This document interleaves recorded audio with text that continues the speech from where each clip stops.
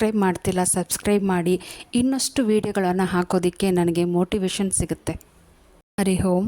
ಪಠ್ಯ ವಿಜ್ಞಾನ ಸಾಹಿತ್ಯದ ಅನುವಾದಗಳ ವೈವಿಧ್ಯ. ಲೇಖಕರು TR ಅನಂತರಾಮ.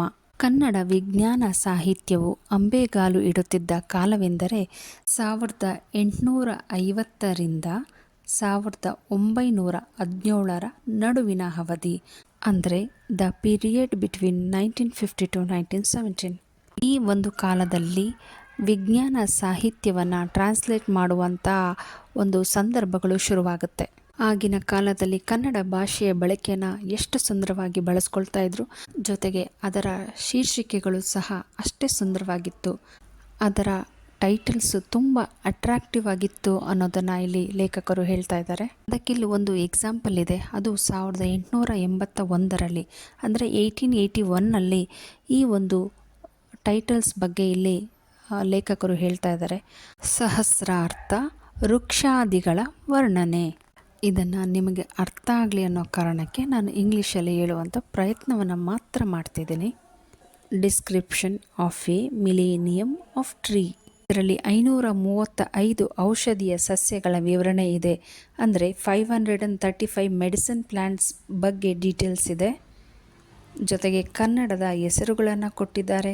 ಅದರ ಉಪಯೋಗವನ್ನು ಯಾವ ರೀತಿ ಮಾಡಬೇಕು ಅಂತಲೂ ಹೇಳಿದ್ದಾರೆ. ಲೇಖಕರಾದಂಥ ಸ್ಟಾಲ್ಸ್ ಮತ್ತು ಪ್ಲಬ್ಸ್ ಅನುವಾದಕರ ಹೆಸರಿಲ್ಲ ಅಂದ್ಬಿಟ್ಟು ಮಂಗಳೂರಿನ ಕೆನರಿಸ್ ಮಿಷನ್ ಪ್ರೆಸ್ನ ಪ್ರಕಟಣೆ ಕೊಟ್ಟಿದ್ದಾರೆ. ಆಗಿನ ಕಾಲದಲ್ಲಿ ಸಾಹಿತ್ಯ ರಚನೆಯಲ್ಲಿ ಕೃಷಿಗೆ ಸಹಜವಾಗಿಯೇ ಒತ್ತನ್ನು ಕೊಡ್ತಾ ಇದ್ರು. ಅಂದರೆ ಎಲ್ಲರಿಗೂ ಅಗ್ರಿಕಲ್ಚರ್ ಬಗ್ಗೆ ಒಂದು ರೀತಿಯ ಪ್ರೀತಿ ಇತ್ತು. ವ್ಯವಸಾಯ ಬೋಧಿನಿ 1879 ಅಂದರೆ 1879. ಜೊತೆಗೆ ಅರ್ಮನ್ F.E. ಅವರ ಕೃತಿ ರಾಮಸ್ವಾಮಿ ಶಾಸ್ತ್ರಿಗಳು ಮೈಸೂರು ಗೌರ್ಮೆಂಟ್ ಪ್ರೆಸ್ಗೆ ಅನುವಾದಿಸಿದ್ದು, ಅಂದರೆ ಟ್ರಾನ್ಸ್ಲೇಟ್ ಮಾಡಿದ್ದು ಆ ಒಂದು ಸಂದರ್ಭದಲ್ಲಿ. ಇದೇ ಸಮಯಕ್ಕೆ ಕನ್ನಡ ಯಂತ್ರಶಾಸ್ತ್ರ ಹೊರಬಂತು. ಅದು ಯಾವ ಇಯರ್ ಅಂದರೆ 1882 ಅಂದರೆ 1882. ಇಲ್ಲಿ ನೀವು ಒಂದು ವಿಷಯವನ್ನು ಗಮನಿಸಬೇಕು. ಇಲ್ಲೂ ಸಹ ಮೂಲ ಲೇಖಕರ ಹೆಸರನ್ನು ಬಿಟ್ಟು ಅನುವಾದಕರ ಅಂದರೆ ಟ್ರಾನ್ಸ್ಲೇಟರ್ ಅವರ ಹೆಸರನ್ನೇ ಹೇಳಿರೋದನ್ನು ಗಮನಿಸಬೇಕು.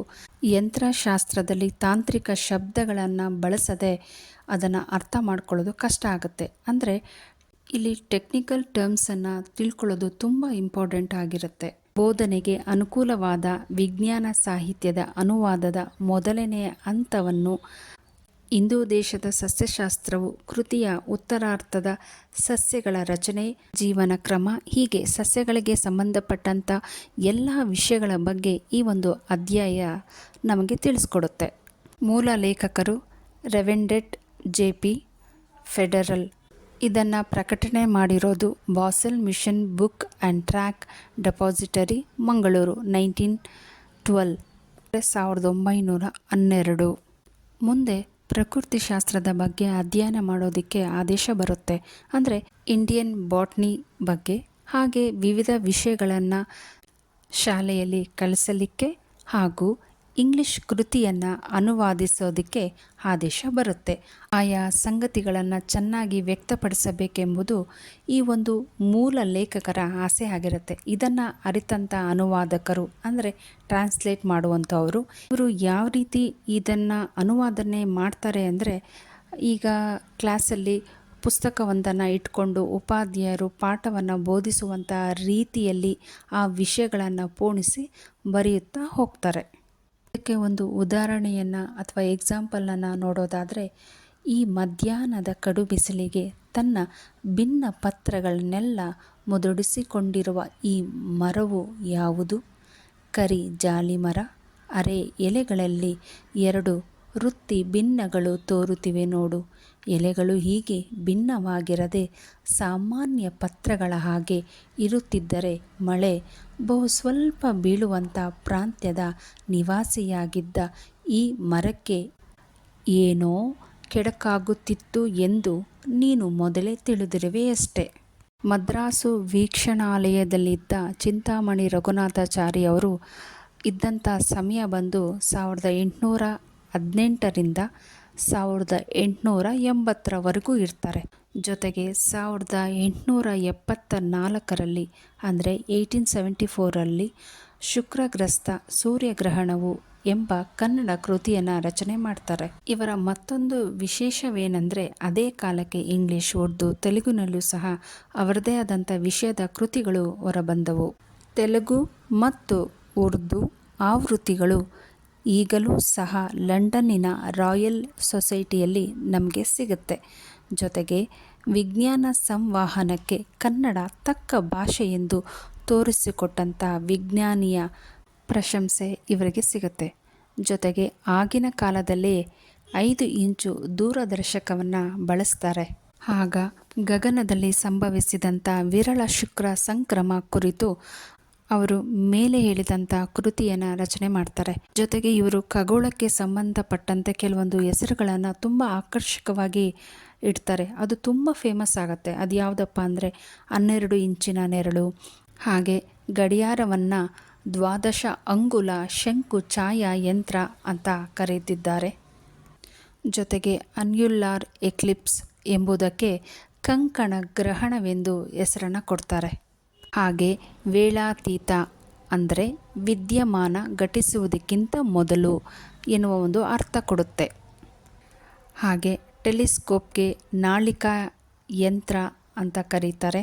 ಆಪ್ಟಿಕಲ್ ಇನ್ಸ್ಟ್ರುಮೆಂಟ್ ಇದಕ್ಕೆ ದೃಕ್ ಸಾಧನ ಯಂತ್ರ ಅನ್ನುವ ಹೆಸರನ್ನು ಇಡ್ತಾರೆ. ಹೀಗೆ ಇವರಿಂದ ಅನೇಕ ಪದಗಳು ನಮಗೆ ಸಿಗುತ್ತೆ. ಆದರೆ ಈ ಒಂದು ಶಬ್ದಗಳನ್ನು ಮುಂದೆ ಯಾರು ಅಷ್ಟಾಗಿ ಬಳಸಿದ್ದನ್ನು ನಾವು ಕಾಣೋದಕ್ಕೆ ಸಾಧ್ಯ ಆಗ್ತಾ ಇಲ್ಲ. ಆದರೆ ಶುಕ್ರ ಸಂಕ್ರಮ ಅನ್ನೋ ಒಂದು ಪದ ಮಾತ್ರ ತುಂಬ ಮಹತ್ವ ಗಳಿಸಿದೆ. ಅದಕ್ಕೆ ಕಾರಣ ಏನಪ್ಪ ಅಂದರೆ ಈ ಒಂದು ಗ್ರಹಣವು 105 ವರ್ಷಗಳ ಹಿಂದೆ ಸಂಭವಿಸಿರುತ್ತೆ. ಇನ್ನು 130 ವರ್ಷದವರೆಗೂ ನಾವು ನೋಡೋದಕ್ಕೆ ಸಾಧ್ಯನೇ ಆಗೋದಿಲ್ಲ.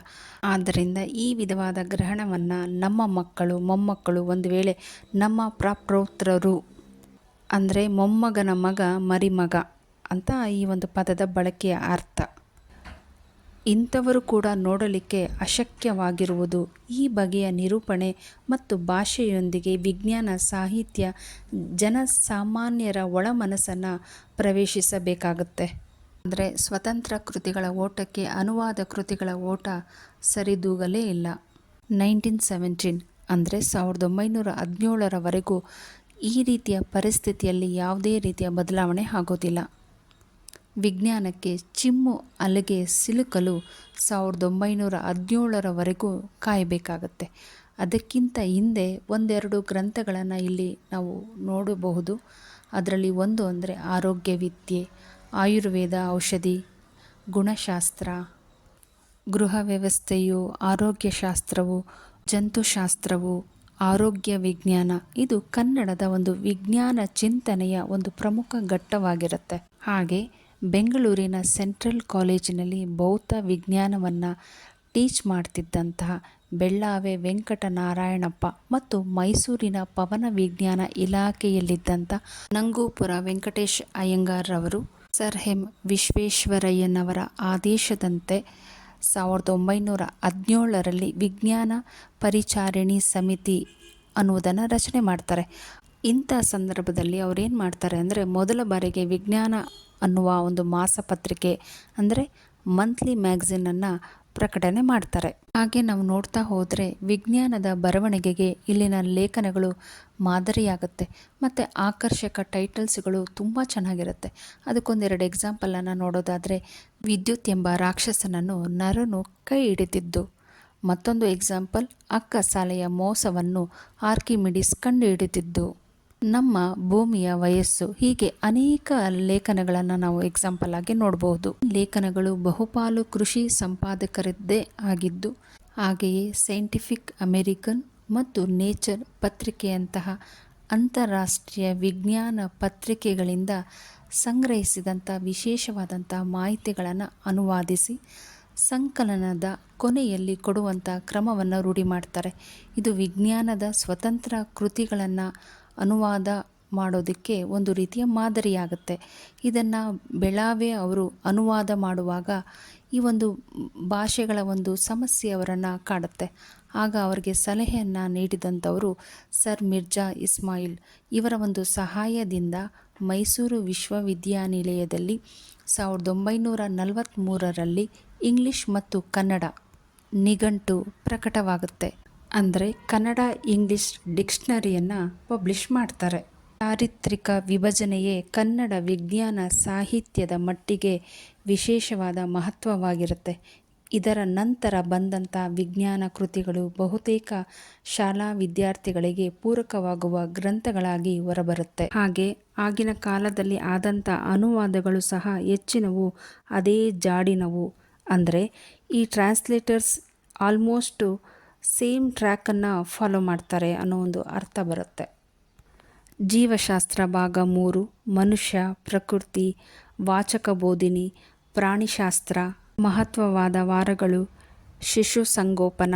ಈ ಒಂದು ಕಾಲಘಟ್ಟದಲ್ಲಿ ನಂಗೂಪುರಂ ವೆಂಕಟೇಶ ಅಯ್ಯಂಗಾರ್ ರವರು ಜ್ಯೋತಿ ವಿನೋದಿನಿ ಎಂಬ ಒಂದು ಟೈಟಲ್ ಮಹತ್ವವಾದ ಅನುವಾದವನ್ನು ಖಗೋಳ ವಿಜ್ಞಾನ ಕುರಿತಂತೆ ಹೊರತಂದರು. ಮೂಲ ಕೃತಿ ಫ್ರೆಂಚ್ ಭಾಷೆಯಾಗಿರುತ್ತೆ. ಅದರ ಟೈಟಲ್ಸ್ ಈ ರೀತಿ ಇದೆ: ಆಸ್ಟ್ರಾನಮಿ ಫಾರ್ ವುಮೆನ್. ಇದನ್ನು ನಂಗಪುರ ವೆಂಕಟೇಶ್ ಅಯ್ಯಂಗಾರ್ ರವರು ಇಂಗ್ಲಿಷ್ ಮೂಲವನ್ನು ಆಧರಿಸಿ ಕನ್ನಡದಲ್ಲಿ ಅದನ್ನು ಟ್ರಾನ್ಸ್ಲೇಟ್ ಮಾಡ್ತಾರೆ. ಆಗ ಅದರ ಟೈಟಲ್ ಈ ರೀತಿ ಚೇಂಜ್ ಆಗುತ್ತೆ, ಜ್ಯೋತಿ ವಿನೋದಿನಿ ಎಂಬ ಹೆಸರಿನಲ್ಲಿ ಟ್ರಾನ್ಸ್ಲೇಟ್ ಆಗುತ್ತೆ. ಹಾಗೆ ಇವರು ಆ ಮೂಲ ಕೃತಿಯ ಪ್ರತಿಯೊಂದು ವಾಕ್ಯವನ್ನು ಆದಷ್ಟು ಎಡೆಬಿಡದೆ ಕನ್ನಡದಲ್ಲಿ ಎಲ್ಲರಿಗೂ ಅರ್ಥವಾಗುವ ರೀತಿಯಲ್ಲಿ ಸಾಧ್ಯವಾದಷ್ಟು ಒಂದು ಟ್ರಾನ್ಸ್ಲೇಟನ್ನು ಮಾಡುವಂಥ ಕೆಲಸವನ್ನು ಇವರು ಮಾಡ್ತಾರೆ. Thank you. ಕೃಷ್ಣಾರ್ಪಣಮಸ್ತು.